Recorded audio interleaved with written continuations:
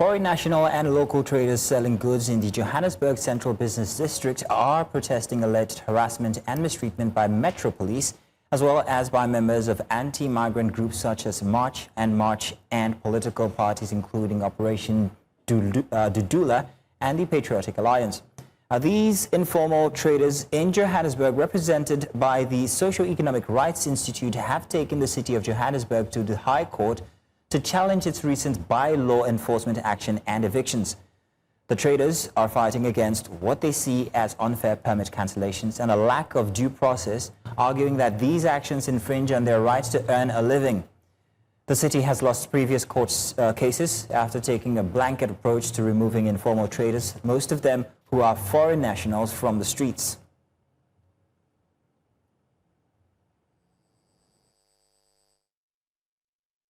The Villa Street, all the Africans all the Africans are trading there.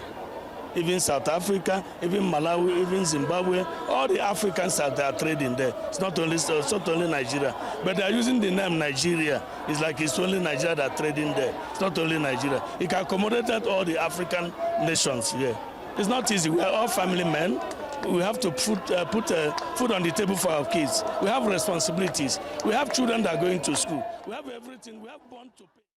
Now, Alexander van Rooyen joins me now for this conversation, as well as President Trump's tagging of Nigeria as a country of particular concern. We're going to discuss all that. Good to have you here, Alexander. Good to have you back again, Alexander. Thank you. So, Alexander, how have the recent evictions and displacement of informal traders that include Nigerians and other foreign communities affected them? Well, obviously, their livelihood is being affected.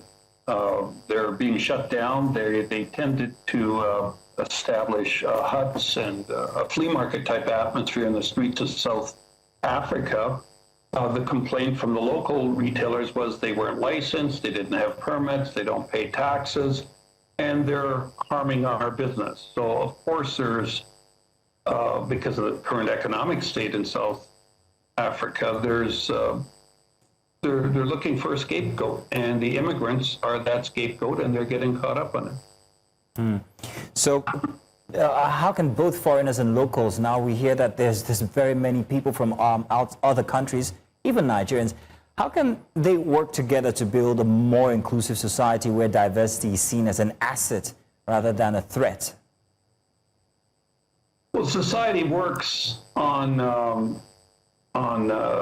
fulfillment and success. If everybody has a job, they all get along. When the locals don't have jobs, they blame it on the immigrants taking the jobs. That is a story that can be told 1,000 times, only the names change. Right now, South Africa is not alone. I mean, it's got a 32% unemployment rate, and there's, they have a high crime rate. I'm not saying the crime is blamed on the immigrants, but the politicians are certainly saying that. And it's funny, when you have a shortage of statistics to support something, it can feed the political narrative. And it gives the politicians that may be hiding behind the veil of institutional corruption, gives them somebody to blame for the shortcomings in the economy and all the other problems facing the country. So it falls into the political rhetoric. Well, thank you, Alexander. Alexander, let's move on now to today's concern, and that is the U.S. President Donald Trump this morning put up on a Truth Social a post that referred to Nigeria as a country of particular interest now. So how does Trump's declaration address the reported persecution and killings of Christians in Nigeria? Do remember that we've had situations where we've had representation from Nigeria go over and explain the situation of things in Nigeria to the White House. What do you think? Well, of course, you have a problem with terrorism within the country. Now, their acts of violence and killings haven't been just focused on Christians. I think Boko Haram and the Fulani terrorists have killed 350,000 people, and the estimates I've seen that about 62,000 of them are Christians, and this year alone they've killed about 7,000. that's still a substantial number. You have to also note that Europe and America are going through their own problems with immigration and I'm going to call it Islamophobia in their own countries, and they see Africa as a continent that's being radicalized because of the poverty and the hopelessness of the youth, which makes them a target for radicalization. That's where terrorism gets its foundation and how the terrorist leaders can thrive. So I think you're going to see a major impact coming for Nigeria. It started in Portugal with the Portuguese Christian Party bringing this to the EU's attention, that they want the EU to comment on it as far as Nigeria is concerned.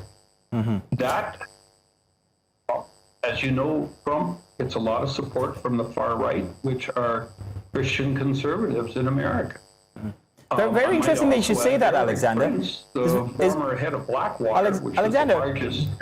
It's very interesting that you should say that you should bring up matters regarding Islamophobia and also Boko Haram. It makes it seem like as if Nigeria is becoming the one situation where they can vent the expression of Islamophobia. But how is this designation likely to impact U.S.-Nigeria relations, including the possibility of sanctions like we've been seeing recently with other countries?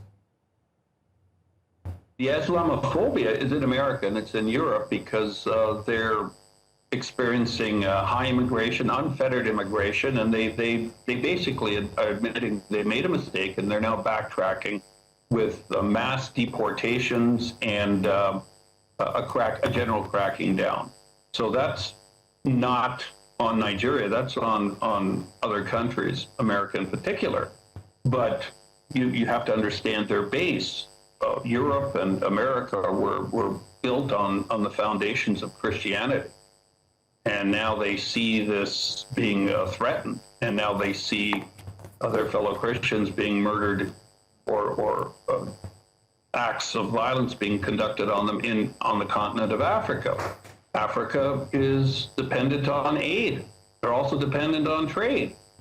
And if you're doing nothing, for tyranny to rule, all it takes a few good men to do nothing.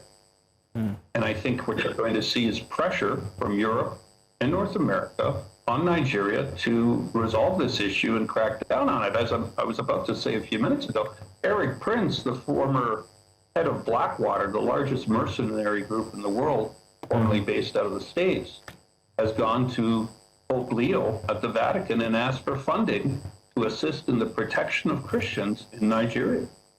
That's major. Okay. And I see this getting a lot of traction. If the Vatican doesn't fund it, I can see private Christian groups in America lining up to put money into the hat. Well, all right then. Alexander Van Rugen, I want to say thank you for joining us tonight to give your expert opinion. Thank you very much. My pleasure as always.